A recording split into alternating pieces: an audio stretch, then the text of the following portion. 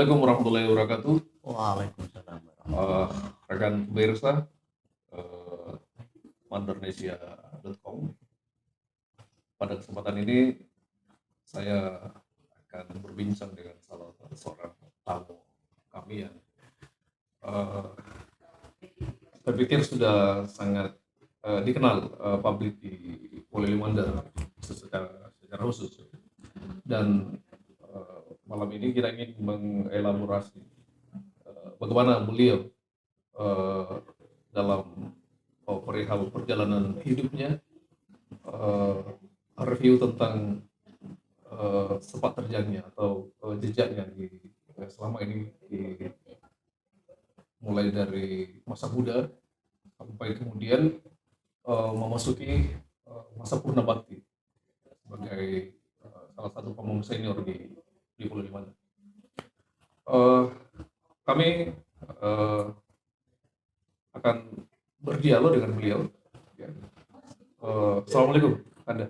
Waalaikumsalam Apa warahmatullahi kabar ini? wabarakatuh. Alhamdulillah Alhamdulillah sehat. ya. Sehat-sehat ya. Alhamdulillah. Iya. Masya Allah. Soalnya lama kita tidak ketemu nih kan. Ya. Ya. Saya panggil abang saja karena beliau abang kami. Ya. Tentu ini pendekatannya karena beliau salah satu praktisi seni budaya juga di Sulawesi Barat dan di Polili Mandar.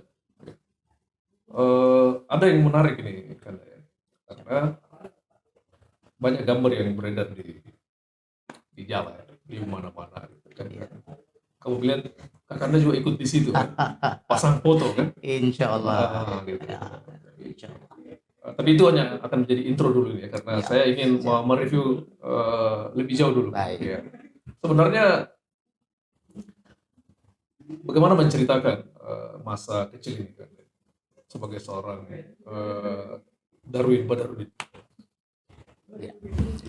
Baik, Bung Adi dan Ya. pemirsa mandarnesia.com, terima kasih sudah diundang di acara podcast kita malam hari ini. Ya. Tentu ketika kita bicara tentang saya secara pribadi, tentu akan banyak bertutur mengenai masa kecil yang kemudian sampai kepada bagaimana berkarir, lalu saat ini sudah masuk pada masa purna bakti.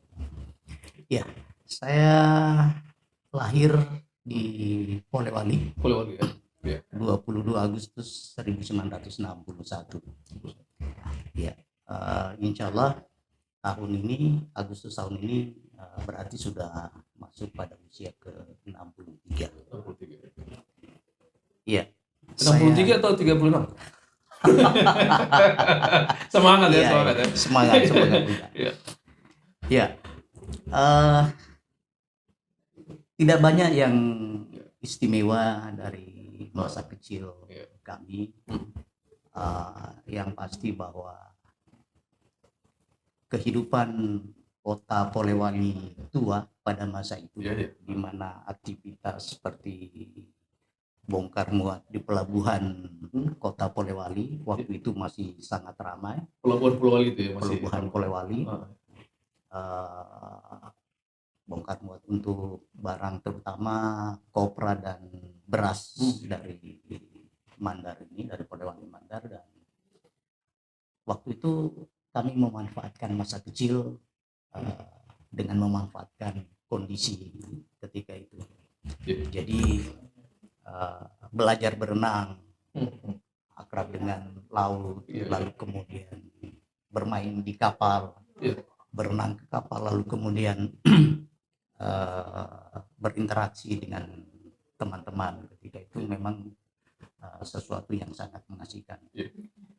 Itu tahun-tahun berapa itu? Tahun 1970-an kira-kira. Ya. Masih belasan tahun lah ya. Iya. Saya waktu itu masih SD. Ya, masih SD. Dan ya sekali lagi karena kondisi kota Polewali ketika itu memang menjadi daerah bandar ya, di mana aktivitas kepelabuhanan waktu itu memang Aktif ya? cukup aktif. Tentu tidak sama dengan saat ini, di mana dua pelabuhan kita itu sudah tidak berfungsi sebagaimana mestinya. Nah, mungkin pengaruh perkenalan dengan alam ini lalu kemudian membentuk aktivitas saya selanjutnya, di mana lebih banyak ketika kecil bermain dengan alam ya. Dan saya tumbuh di tengah keluarga pendidik. Ayah dan ibu saya adalah guru. Ayah adalah guru di SMP Negeri 1 Polewali. Lalu kemudian ibu sebagai guru di sekolah dasar. Dan ya kami menikmati masa kecil itu, dan sampai kemudian SD, SMP, SMA semuanya di Polewali. Lahir tumbuh dan berkembang di Polewali. Nanti meninggalkan Polewali setelah tamat SMA tahun 1980 di Makassar. Satu catatan penting saya kira, sekitar tahun 1978 saya mulai belajar menulis dan mengirimkan tulisan karya saya ke harian atau surat kabar mingguan. Saya ingat surat kabar mingguan itu namanya Mimbar Karya. Betul, Mimbar Karya. Di situ karya pertama saya, dan alhamdulillah karya pertama itu lalu kemudian diapresiasi oleh kepala sekolah SMA waktu itu, almarhum Pak Nunci Samsi. Beliau adalah tokoh pendidik yang saya kira sangat mumpuni dan tidak bisa kita ragukan kapabilitasnya, di mana beliau memberikan motivasi yang kuat kepada kami. Jadi begitu beliau melihat tulisan kami terbit di Mimbar Karya ketika itu, saya diundang khusus ke ruangan kepala sekolah. Bagi seorang siswa masuk ke ruang kepala sekolah ketika itu adalah sesuatu yang luar biasa. Saya tiba-tiba ditanya beliau, "Wid, ini tulisan kamu?" Betul ini. Ya, betul ini tulisan kamu. Saya bilang, "Iya betul Pak. Padahal tulisan itu baru saya kirim sekitar 4 hari sebelumnya." Cepat aja ya. Waktu itu cepat. Padahal saya kirimnya lewat pos. Jadi waktu itu beliau merangkul saya, di mana 1 minggu sebelumnya saya dapat hukuman. Saya dapat hukuman karena menggunakan uniform seragam sekolah, kemudian saya pasang di luar. Beliau menghukum saya dengan menarik baju dan merobek sampai ke ketiak. Lalu kemudian 1 minggu setelah itu kejadian pemberian reward dari. Jadi setelah ada sanksi ada reward. Jadi seimbang gitu. Waktu itu beliau memberikan hadiah sepasang pulpen. Saya ingat mereknya merek Pilot begitu. Lalu kemudian dia serahkan kepada saya lalu menyatakan, "Terus menulis, jangan berhenti." Jadi pena gitu. Ada pena. Jadi kesimpulan saya pada beliau adalah tokoh pendidik yang di satu kesempatan akan memberikan sanksi kepada siswanya yang tegas dan disiplin, dan pada sisi yang lain akan memberikan reward ketika siswanya, apalagi kalau itu mengatasnamakan sekolah. Saya di bawah itu di samping menuliskan nama pribadi, saya sebut kelas 2 IPA 2 SMA Negeri 286 Polewali. Masih SMA 286 Polewali waktu itu. Jadi dari situ karir menulis dan berteater juga dimulai di SMA. Kalau di SMA siapa guru teaternya? Itu mandiri ya? Dengan teman-teman. setelah itu saya kira itu, dan salah satu hal yang saya anggap menjadi menarik ketika SMA adalah edisi menulis setiap minggu. Kebetulan saya ditunjuk oleh guru sebagai pimpinan redaksi majalah dinding. Jadi, masih ingat namanya? Masih ingat? Saya lupa, cuma di majalah dinding SMA Negeri 286. Pakai titel, kita nggak pakai tidak pakai nama nama buletin itu. Jadi saya mengumpulkan tulisan teman-teman, lalu kemudian memasang, mendesain, lalu dibantu dengan vignette, puisi-puisi misalnya, atau cerpen, itu kita pasang, lalu kita bantu dengan ilustrasi. Alhamdulillah itu berlangsung sampai berakhir di SMA dan lanjut ketika memasuki perguruan tinggi. Ya, saya sendiri sebenarnya berencana memilih jurusan seni yang bisa mulai mendukung ada bakat ini soalnya. Saya merasa ada bakat di situ. Tapi waktu itu orang tua kelihatannya kurang support dengan itu. Akhirnya saya memilih jurusan ekonomi perusahaan di IKIP Ujung Pandang waktu itu, dan saya termasuk mahasiswa yang menyelesaikan studi pas 7 tahun. Iya. Kenapa demikian? Karena ini potensi hampir DO itu kan? Hampir nyaris DO. Tapi mungkin karena ada faktor lain, misalnya terlalu aktif misalnya, kan biasanya begitu mahasiswa kan. Jadi ada beberapa kejadian unik ketika kuliah. Saya dari jurusan IPA di SMA, tapi mengambil jurusan ekonomi perusahaan di IKIP Ujung Pandang ketika itu. Saya tidak pernah belajar tata buku, waktu itu belum akuntansi. Saya hanya belajar biologi, fisika di SMA, tapi di perguruan tinggi saya disuguhi pelajaran tata buku, hitung dagang yang betul-betul saya nol di situ.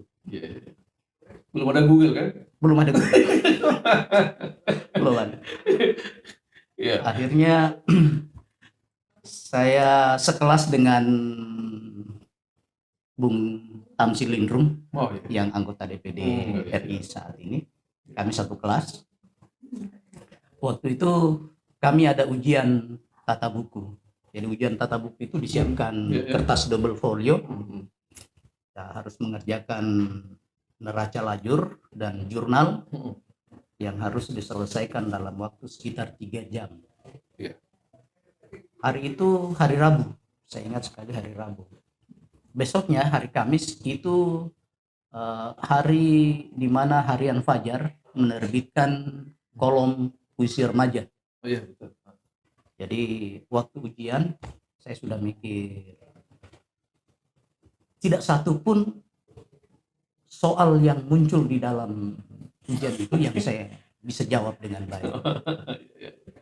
Apa yang saya lakukan, mengambil kertas kosong itu, lalu kemudian menulis beberapa puisi.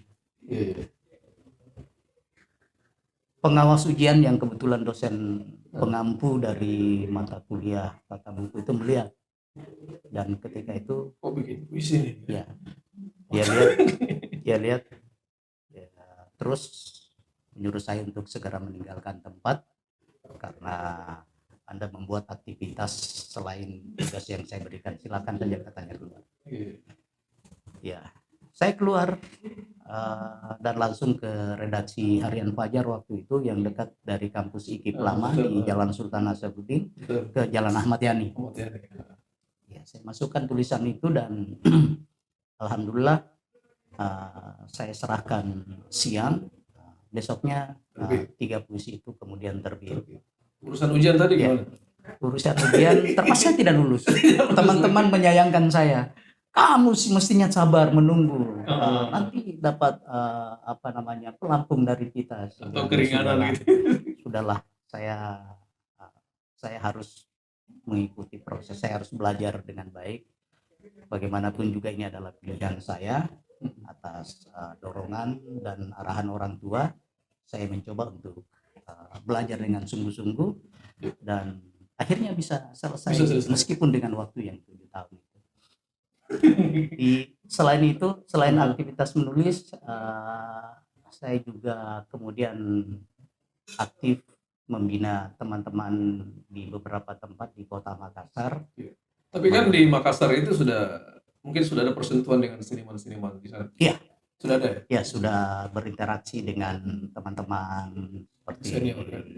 Yudhistira Sukatanya dari Sanggar Merah Putih, teman-teman termasuk Ilham dari Teater SMA 3, Teater 3. Kemudian tahun 84 saya ikut festival teater Sulawesi Selatan, tapi waktu itu teater yang saya buat di luar kampus, Teater Badai namanya. Kebetulan kami dalam pantauan langsung seniman besar Pak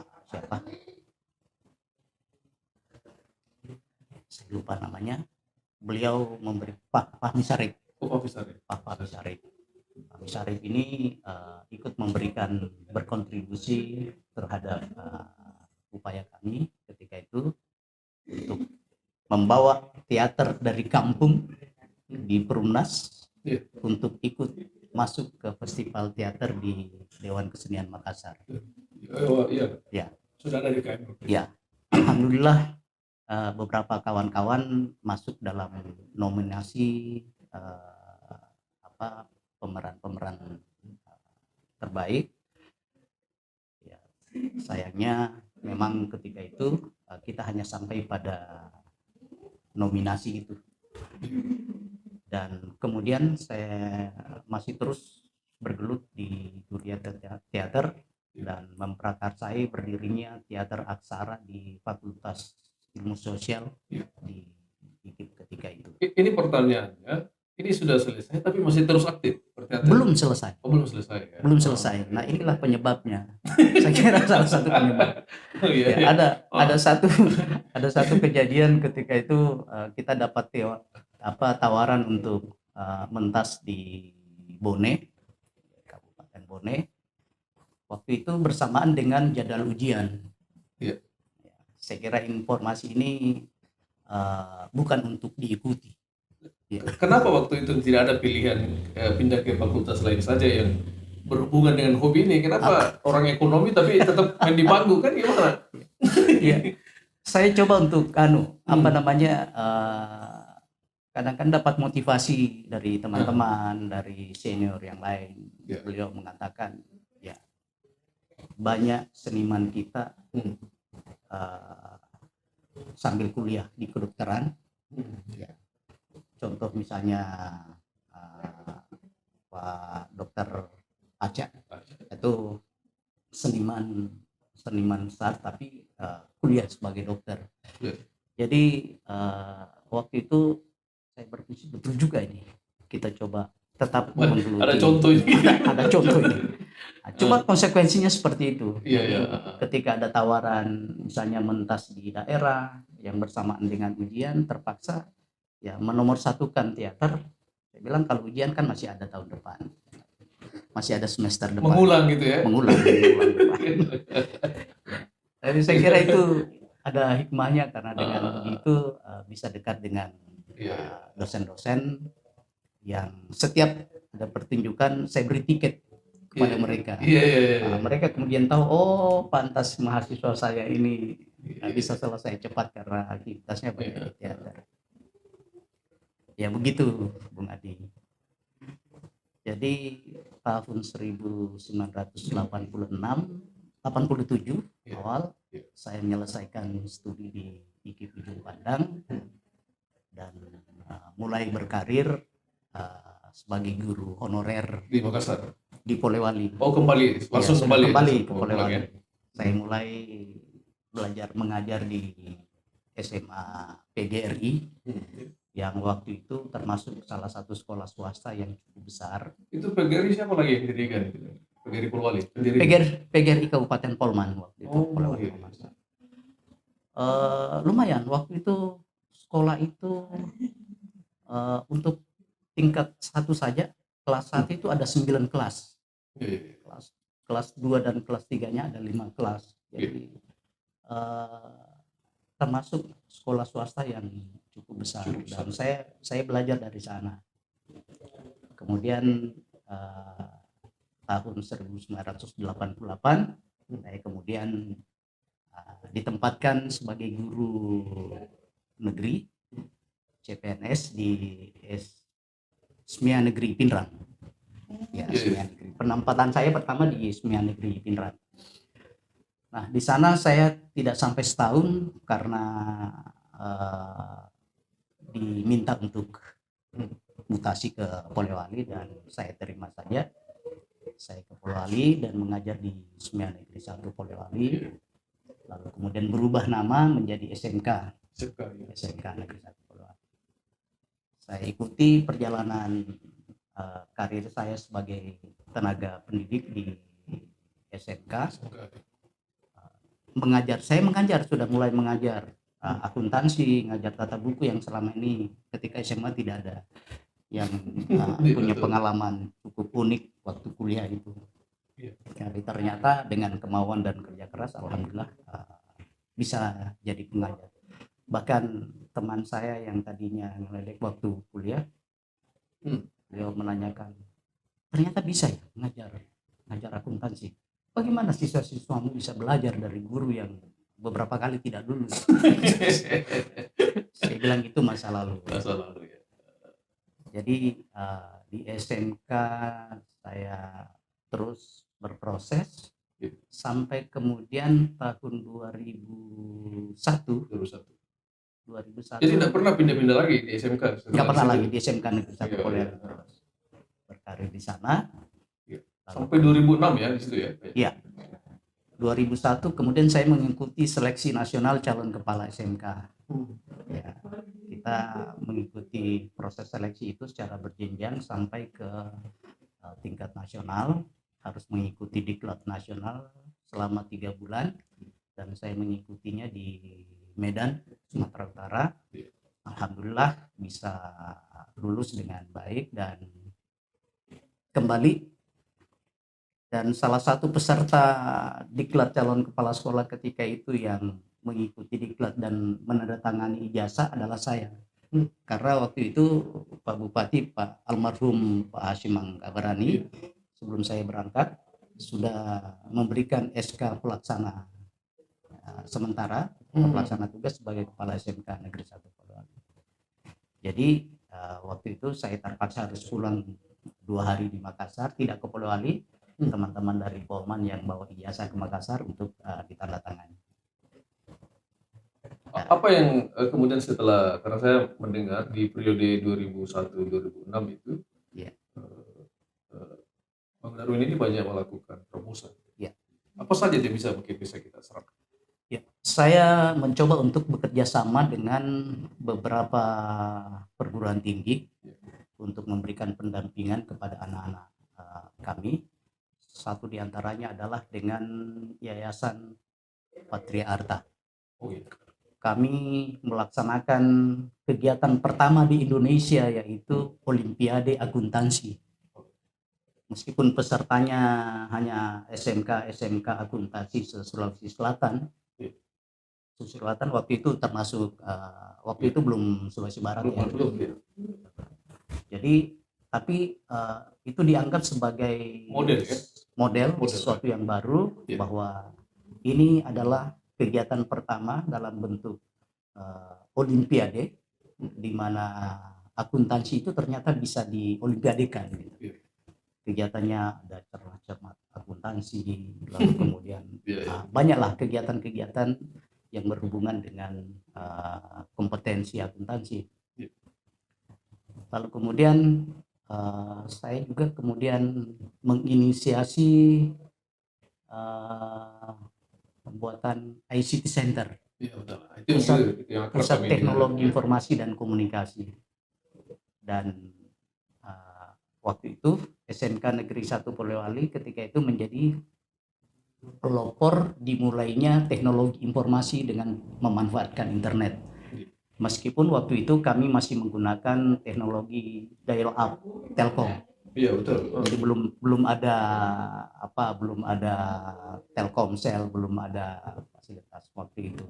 Yang ada adalah Telkom yang pakai kabel, lalu kemudian pakai jaringan saja gitu pakai ya. jaringan Internal, ya. disambungkan ke sistem lokasi area network dalam suatu ruangan sampai 20 unit komputer.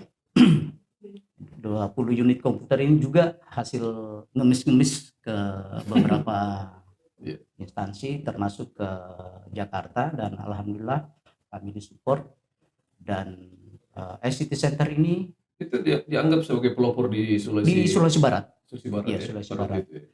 Dan pada pemilu tahun 2004, pemilu pertama yang dilakukan secara langsung, SMK Negeri 1 Polewali ini atas inisiatif dari kami mencoba untuk masuk dalam radar pemantauan Kementerian Pendidikan dan Kebudayaan yang melakukan kerjasama dengan KPU untuk melakukan entry data. Betul. Jadi tahun 2004 itu pemilu waktu itu entry data dilakukan bahkan sampai ke daerah-daerah di pelosok.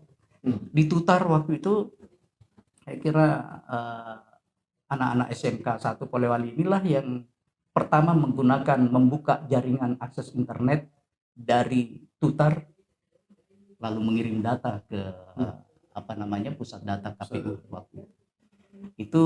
Alhamdulillah bisa berjalan dengan baik. Saya teringat dengan apa yang disampaikan oleh Pak SBY dalam sambutan pembukaan, karena kami SMK Negeri 1 Polewali ketika itu ditunjuk sebagai koordinator subsimpul. Jadi kami mengkoordinir wilayah di Sulawesi Barat. Jadi sumber daya kami yang sebar. Yang melatih gitu ya. Ya, yang melatih. Dan Pak SBY menyatakan bahwa keterlibatan bapak-bapak dan anak-anak SMK adalah keterlibatan yang paling bersejarah, sangat menentukan karena Anda terlibat dalam proses pertama pemilihan umum serentak yang dilakukan secara langsung. Ya, pemilihan umum secara langsung. Dan alhamdulillah itu bisa berjalan dengan baik. Tambah lagi kemudian di SMK Negeri 1 Polewali itu kami juga merintis pendirian community college, ya semacam pendidikan diploma 1, tapi sifatnya hanya setahun, tapi lebih diarahkan kepada pendidikan vokasi. Dan alhamdulillah itu bisa dilaksanakan beberapa tahun, lalu kemudian program itu berhenti. Termasuk diantaranya waktu itu saya sebagai kepala sekolah, saya mencoba untuk mengikuti tren perkembangan SMK, yaitu dengan melakukan re-engineering, yaitu membuka program-program keahlian yang baru, yakni kami pernah buka program perjalanan wisata, usaha perjalanan wisata, dan program multimedia. Sayangnya yang bertahan sampai saat ini hanya program keahlian multimedia.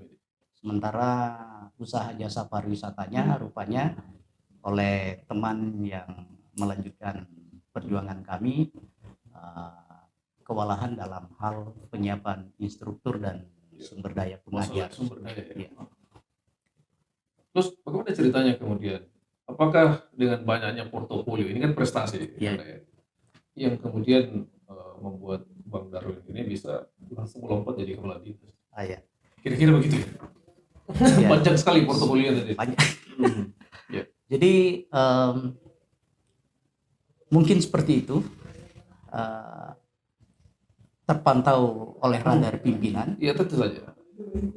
Kebetulan tahun itu kan sekitar tahun 2004 mulai ada kebijakan otonomi daerah. Betul.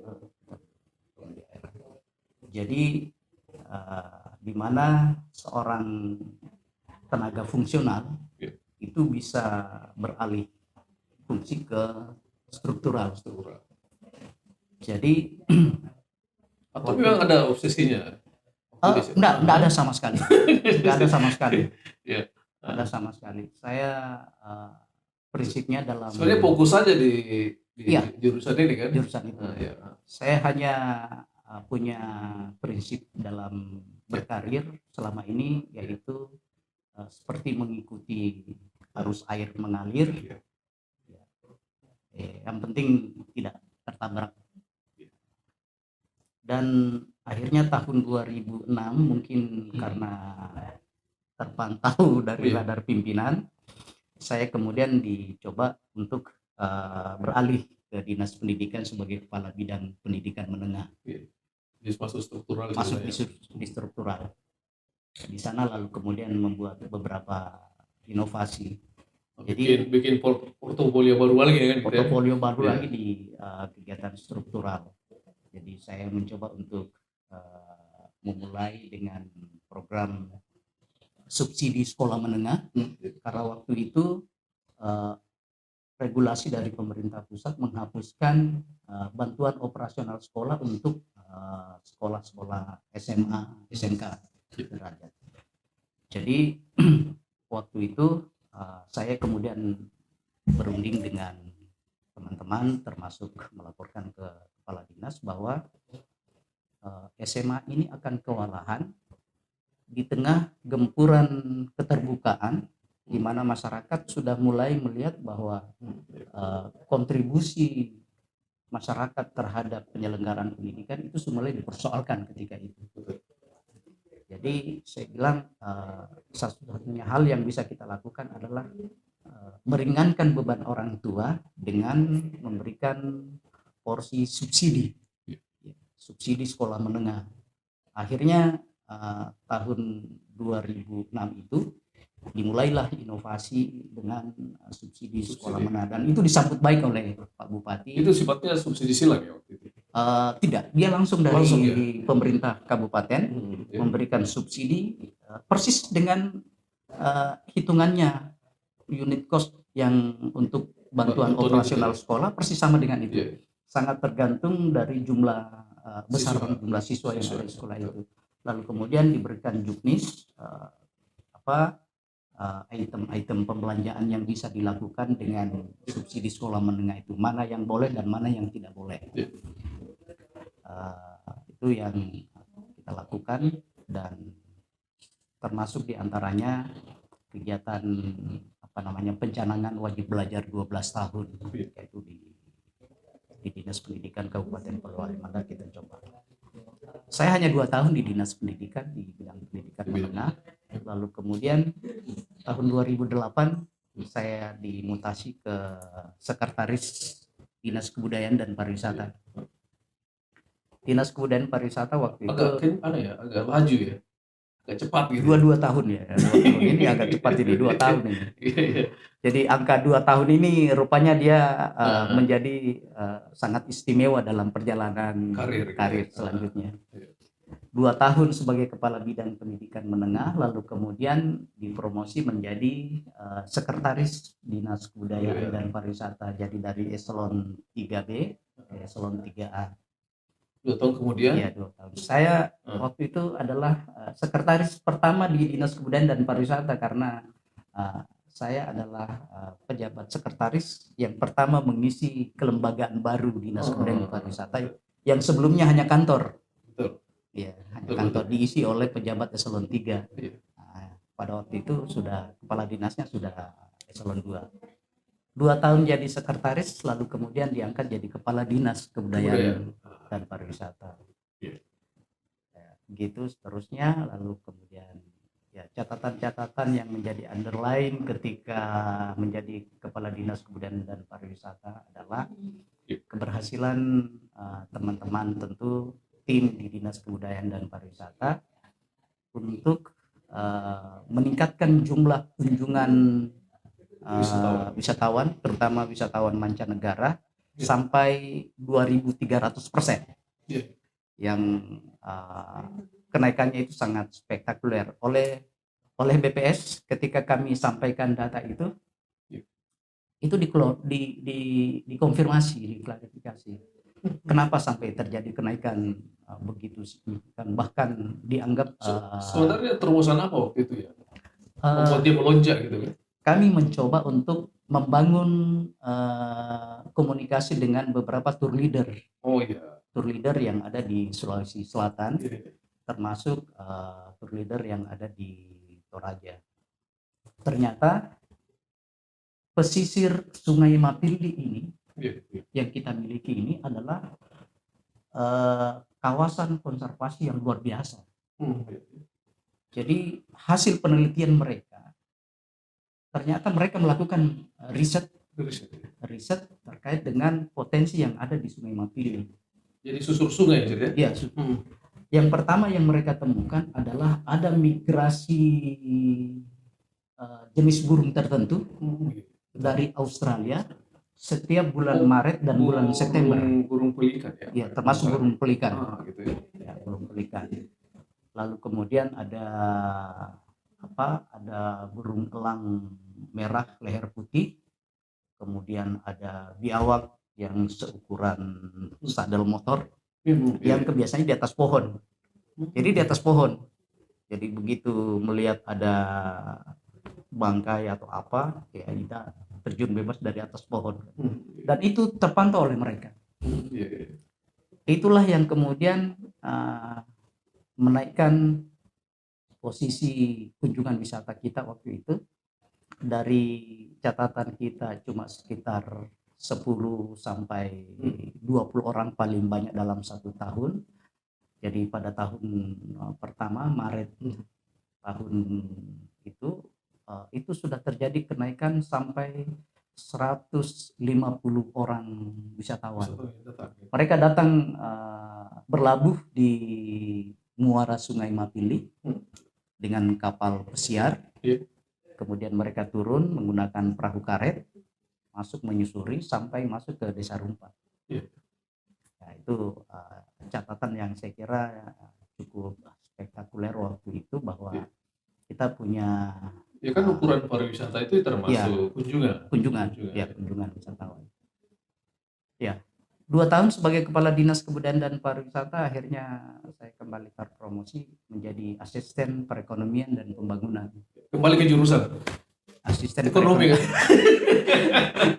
Iya. Jadi saya masuk di Asisten Perekonomian dan Pembangunan, sudah masuk di lingkup sekretariat pusat pemerintahan. Tunggu dulu. Siap. Sepanjang tadi ini dari SMK sampai jadi asisten, tidak pernah menceritakan panggung lagi. Kenapa? Seni budayanya. Apa meninggalkan panggung ini atau gimana nih? Saya di SMK masih aktif. Masih aktif. Beberapa kali sempat mendirikan teater Latan Ratu. Betul. Teater Latan Ratu, mengikuti beberapa event, kemudian pertunjukan mandiri, kemudian bekerja sama dengan kawan-kawan seniman lain, membantu pementasan karya Arifin Senur di bioskop Benteng lewat waktu itu, yaitu interogasi 1, itu kami garap dengan melibatkan kurang lebih sekitar 40 personil. Lalu kemudian menggarap naskah Bambang Sularto Agu, kembali dengan teater Latan Ratu. Tapi sejak di Dinas Kebudayaan dan Pariwisata, praktis saya tidak pernah lagi ngurusi panggung. cuma masih tetap aktif menulis, dan pada tahun 2012 atas bantuan teman-teman di Jogja termasuk Yudi menerbitkan antologi puisi pertama, yaitu Potret Hitam Putih. Tapi sebenarnya tadi waktu di pariwisata itu yang susur Sungai Balosa itu pertunjukan. Iya. Itu pertunjukan. Betul. Iya. Ya. Itu layak masuk National Geographic itu ya pertunjukannya. Iya. Kemudian setelah itu naik lagi posisi Iya. beda ya? Di Masuk. asisten saya kira banyak hal yang telah kami lakukan, dan saya kira yang patut menjadi underline bahwa di asisten inilah saya kemudian mengantarkan Polewali Mandar meraih predikat sebagai tim pengendali inflasi daerah terbaik di kawasan timur Indonesia. Lalu kemudian tahun 2016 berhasil mempersembahkan sertifikat Adipura untuk Kota Polewali, penghargaan di bidang lingkungan hidup. 2017 juga sertifikat Adipura, dan pada tahun 2018 dapatkan Piala Adipura. Ya, itu yang saya kira catatan penting ketika di asisten perekonomian dan pembangunan. Dan ini saya cukup lama di asisten. Iya betul. Ada sekitar 6 tahun. 6 tahun ya. 6 tahun. 6 tahun. Ya. 2018 akhir saya kemudian di Bapeda, alhamdulillah bersama tim work yang cukup solid, 3 tahun berturut-turut kami berhasil menjadi tim penyusun perencanaan terbaik di Sulawesi Barat dari 6 kabupaten di Sulawesi Barat. 3 tahun berturut-turut itu 2018, 19, 2020. Bahkan tahun 2020 kemudian kami masuk nominasi sebagai perencana pembangunan daerah terbaik, 10 besar terbaik nasional ya di Bapeda. Luar biasa. Dan saya kira itulah beberapa portofolio penting yang kami ingat, di samping tentu sebenarnya banyak hal, tapi yang menonjol itu ya, yang monumental seperti itu. Itu sampai kemudian tahun 2021 tepatnya 1 September 2021 saya kemudian memasuki masa Purnabakti sebagai ASN. Nah, ini menarik. Artinya tidak stop kan di situ ya? Tidak stop. Menarik. Kemudian dengan pengalaman begitu panjang ini, apakah ini yang mendorong Bang Darwin sehingga Abang ini memasuki wilayah politik? Ya. Gitu ya. Atau ada sebenarnya siapa yang memotivasi? Saya cuma belajar melihat kondisi sekitar saya saat ini bahwa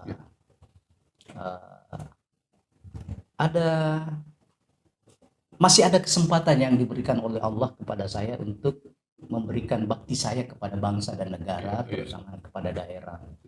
Kenapa tidak dimanfaatkan? Saya mencoba untuk menelusuri kira-kira di mana. Mau berlabuh di mana?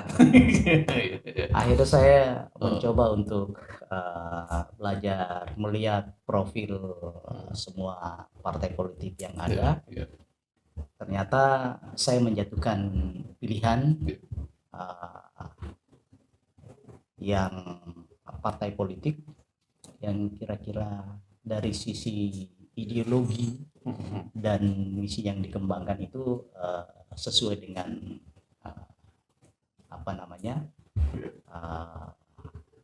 persepsi saya, persepsi sekaligus saya kira ini juga bisa menjadi apa namanya, supaya dia bisa berjalan linear antara kebutuhan kita berorganisasi politik dengan visi dan misi dari partai politik itu sendiri. Ya seperti itu. Lalu kemudian saya menjatuhkan pilihan, meskipun menjelang saya mengakhiri, atau memang ditawari partai politik? Ya, menjelang akhir masa Purnabakti, beberapa kawan-kawan di DPR yang perwakilan dari partai politik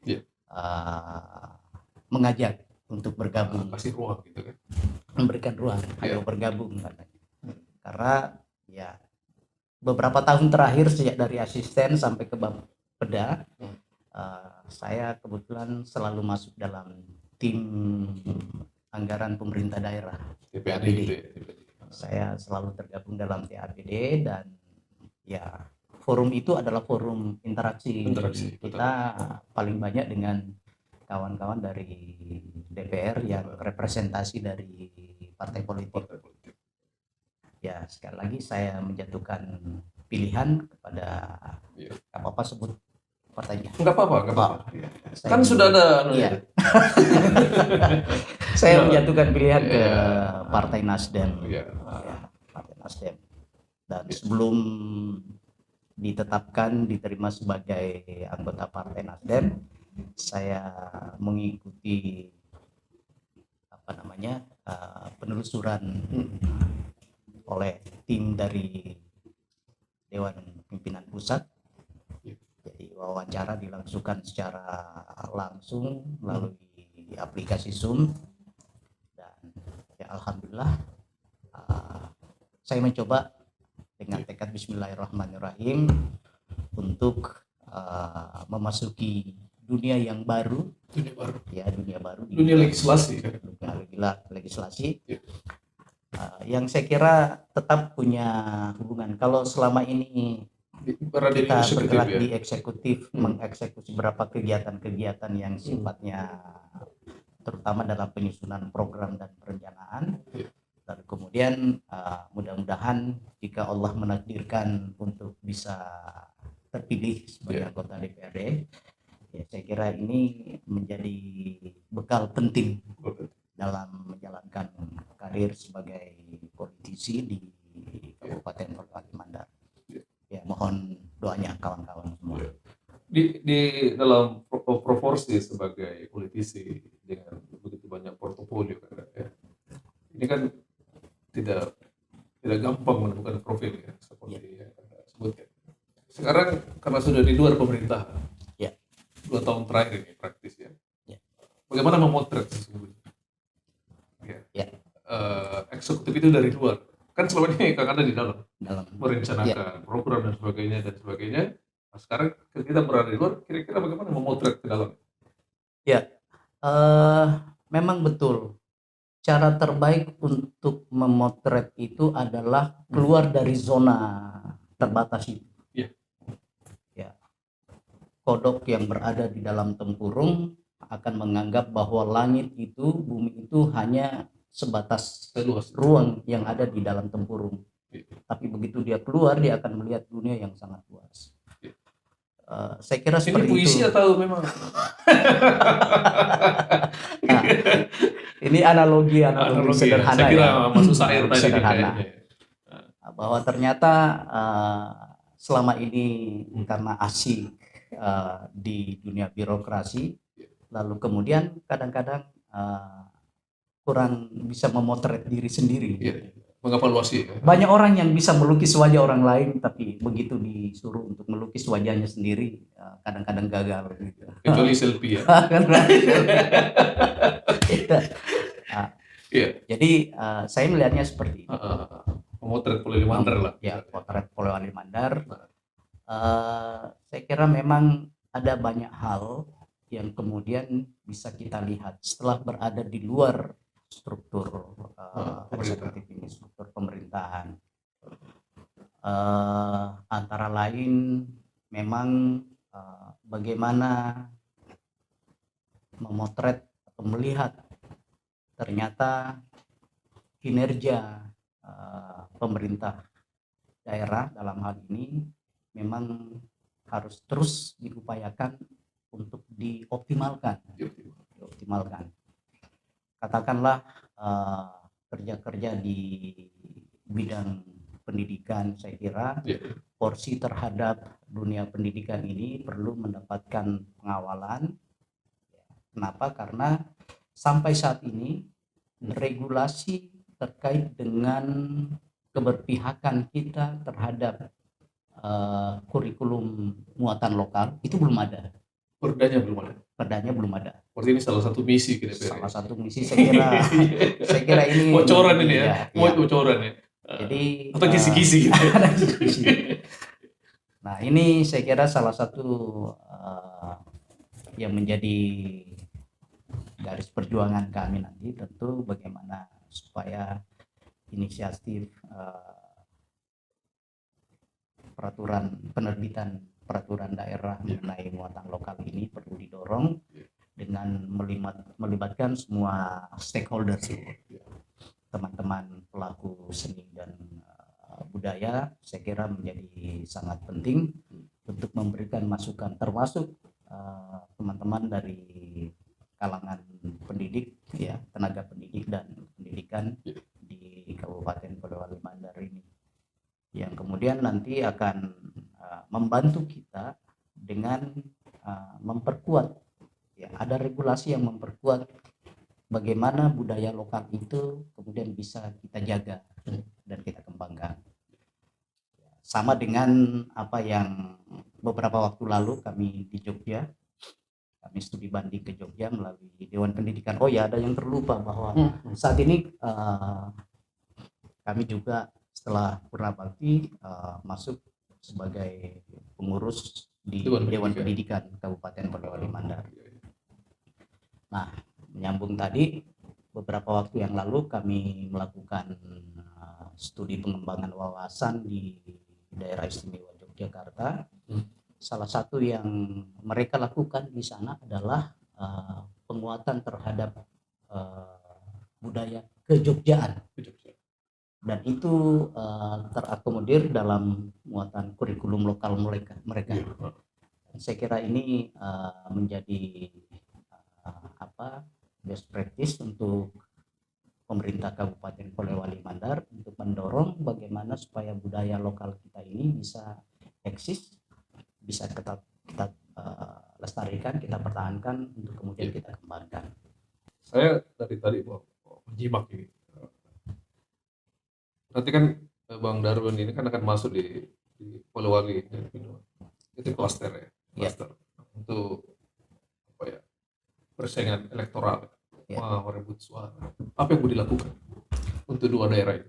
Yang pertama, saya sudah mencanangkan, berkomitmen untuk menyampaikan kepada teman-teman, kepada kerabat, bahwa kami tidak dalam posisi untuk melibatkan diri dan terlibat dalam kegiatan money politik. Karena saya kira ini di samping tidak sesuai dengan ketentuan, ini juga tentu akan menjadi kebiasaan buruk bagi masyarakat kita jika nanti kemudian sudah terkontaminasi dengan persepsi bahwa semua atau segala sesuatunya, termasuk diantaranya pemilihan calon anggota legislatif itu harus menggunakan money politik. Itu yang pertama. Yang kedua, saya kira memang cara yang kami lakukan adalah mencoba untuk melakukan pendekatan door to door.